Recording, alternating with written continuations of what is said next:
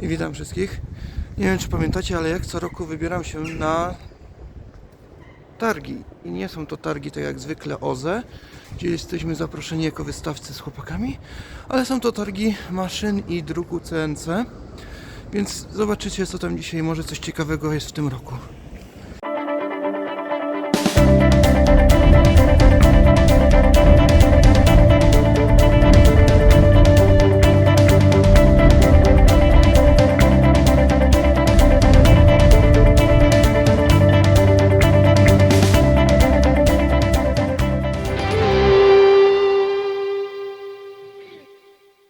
Witam wszystkich. Słuchajcie, w tamtym roku byłem u chłopaków, prowadziliśmy wywiad tam z kolegą. W tym roku też przyjechałem, bo jest parę nowości.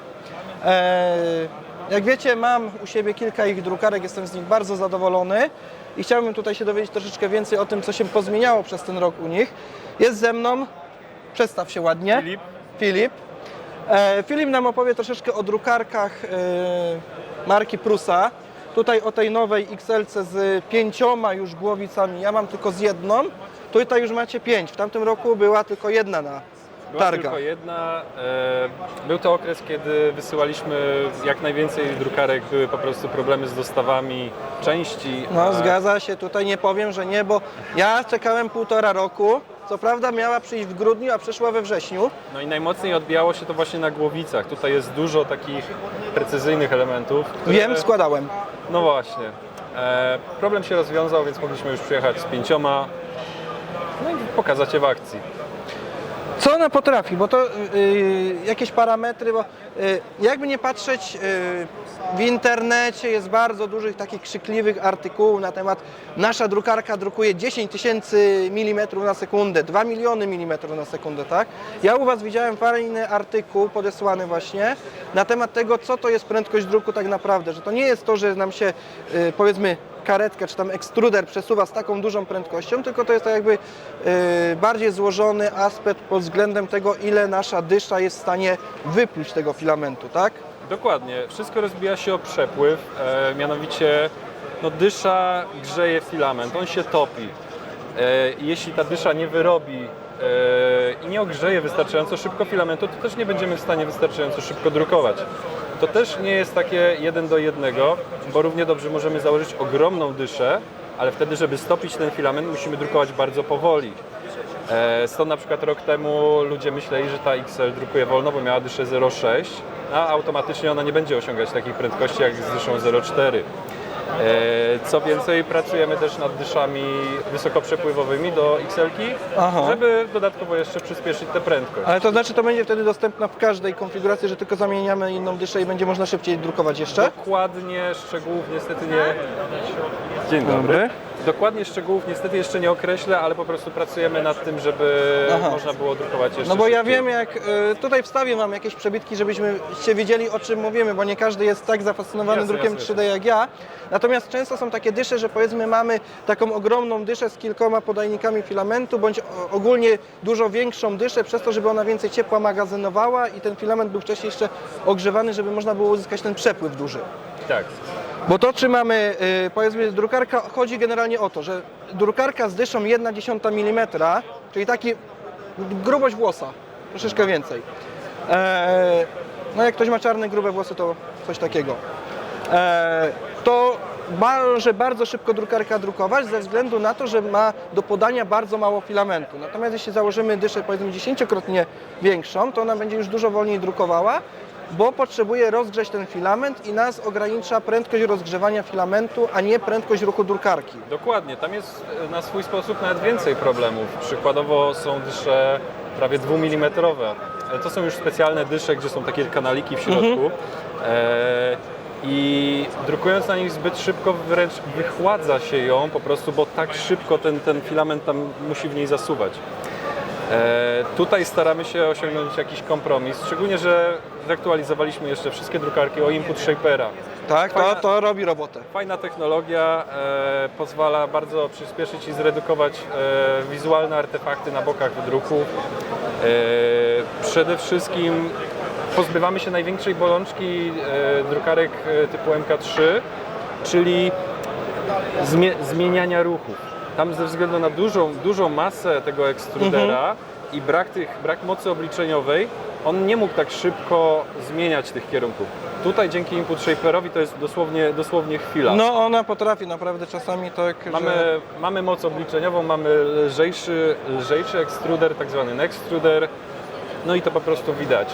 Co do mocy obliczeniowej, bo składałem już kilka waszych drukarek, praktycznie wszystkich, tylko tamtej nie, ale to zaraz wam pokażemy też tamtą drukarkę. Nie mam jeszcze, bo przez wszystkie przeszedłem. Ja się zastanawiam, jak to jest możliwe, bo ja też swoje drukarki montowałem, różne tam płyty Roomba, Rambo, jakieś shieldy na Arduino, wszystko, przeszedłem przez to i tam był zawsze ogromny kłopot z przegrzewaniem się sterowników do silników krokowych, a wy dajecie taką małą płytkę, bez radiatorów, bez niczego, zamknięte to jeszcze i to się nie przegrzewa i to działa. I nie ma kłopotu z tym, że gdzieś tam straciło krok czy cokolwiek, bo to się przegrzało. Ja się cały czas zastanawiam, jak to było możliwe. Ja wiem, że tam były chyba 3 czy 4 termopady takie naklejane na tą blaszkę, no ale to było wszystko.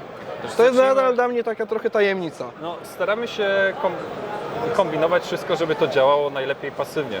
Najlepszy przykład to są nasze zasilacze, które powstały we współpracy z Deltą i one są na takiej zasadzie pasywnego kominka. Tam są otwory, powietrze jest faktycznie, bo one nie zasysane mają i- wentylatora. Nie ma. Tu nawet nie ma. Faktycznie, bo zasilacz jak zasilacz, tak? Taki zwykły zasilacz jak powiedzmy do LEDu mamy, ale faktycznie te LEDowe wszystkie mają wentylatory, a u was jest bezgłośny, bo nie ma zasilacza.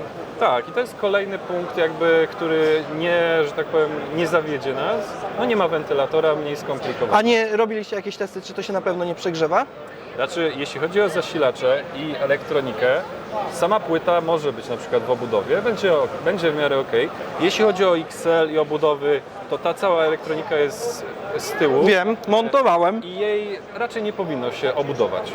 To wydaje mi się wszyscy tam ogarniają. Znaczy nie, no gdzieś tu z tyłu i tak potrzebujesz dostęp, choćby do włącznika. Tak, dokładnie.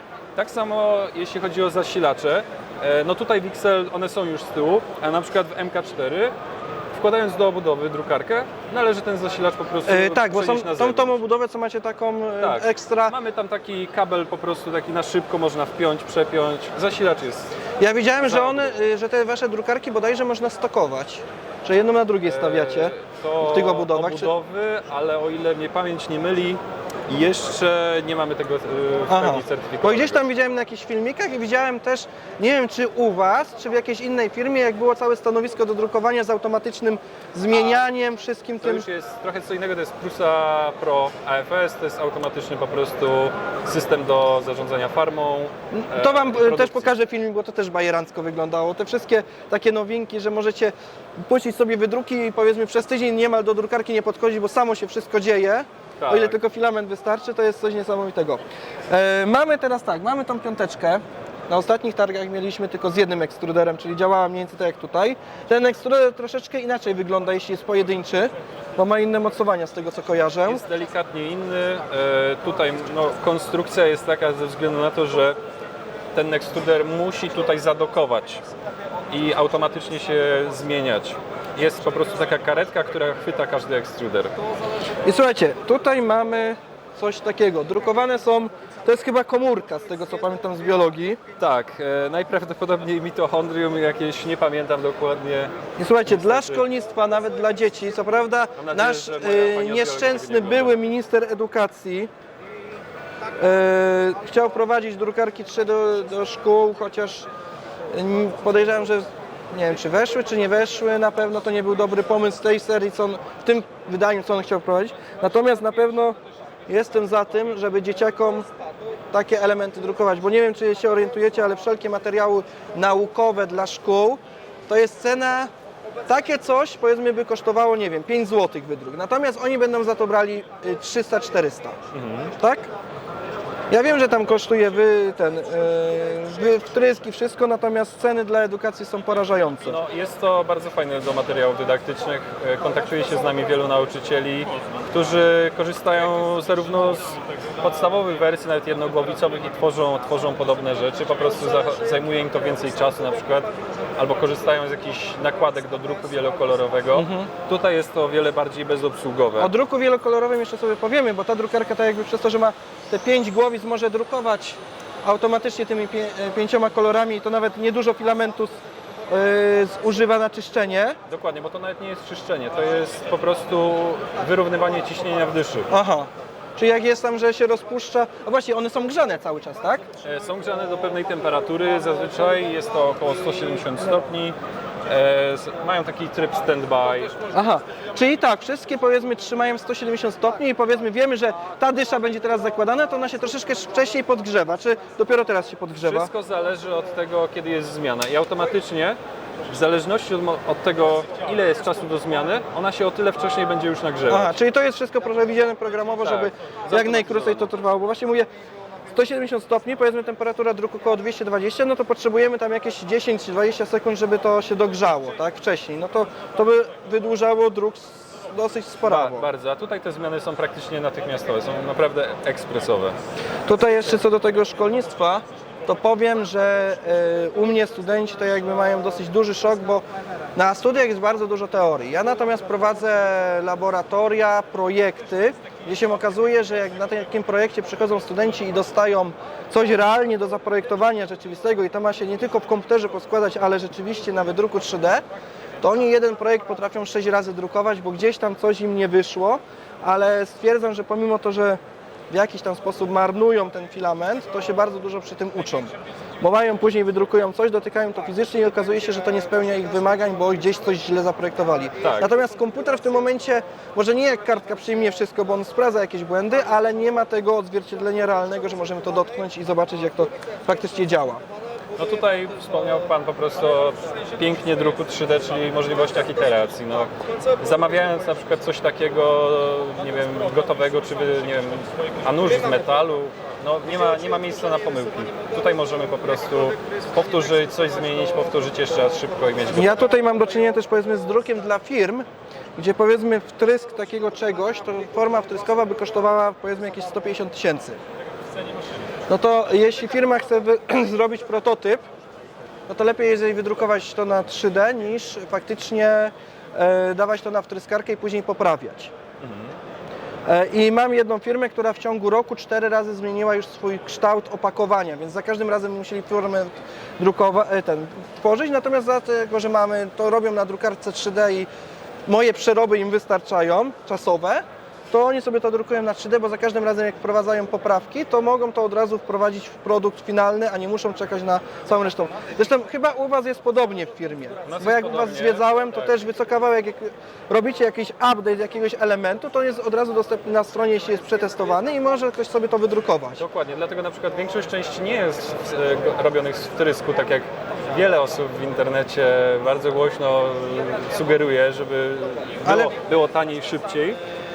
Taniej, szybciej, ale nie zwiększa się potem jakości w tym momencie. Znaczy jakość jakością, ale jeśli my musimy nagle poprawić krytyczny błąd, powiedzmy jakiś, nie wiem, zmieniliśmy płytkę wyświetlacza, musimy zmienić trochę plastik naokoło niego.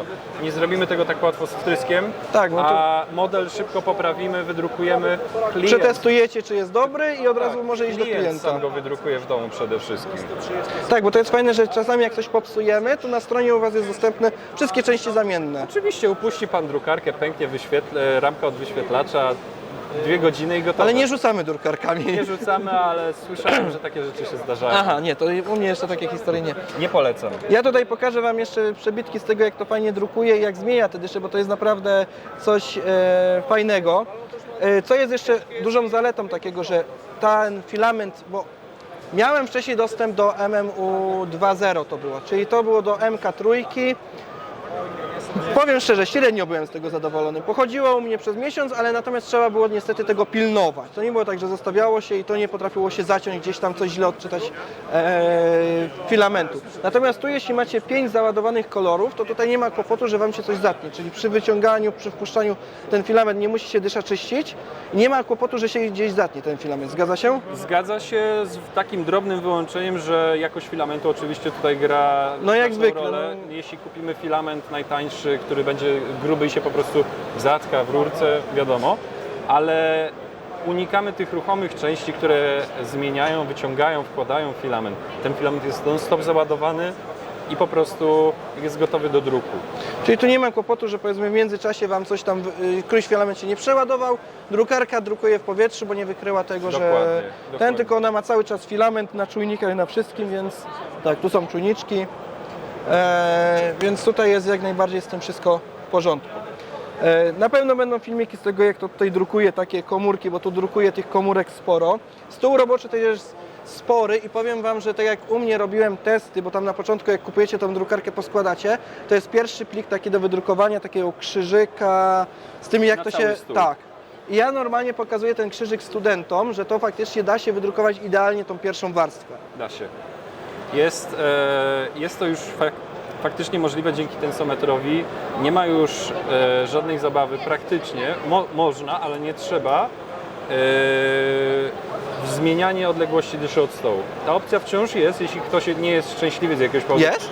Jest. A bo ja Ale kiedyś... to jest na zasadzie, że wydruk się zaczyna już ze swoją idealną pierwszą warstwą. A, i my możemy ale my dokręcić możemy ręcznie, dobra. wcisnąć ten przycisk, przytrzymać i pojawi się opcja Zgadza się, zmiany. to w ten sposób tak. Bo może ktoś chce wydrukować na przykład gumę na gładkiej nakładce i uzna, że sobie podniesie te dysze, żeby nie było to takie wciśnięte. Albo bardziej na stół ten, który macie skórkę pomarańcza, Teksturowany. trochę bardziej docisnąć, Można, żeby oczywiście. lepiej ta skórka pomarańcza się odwzorowała. Dobra. Tak więc ta kontrola wciąż jest.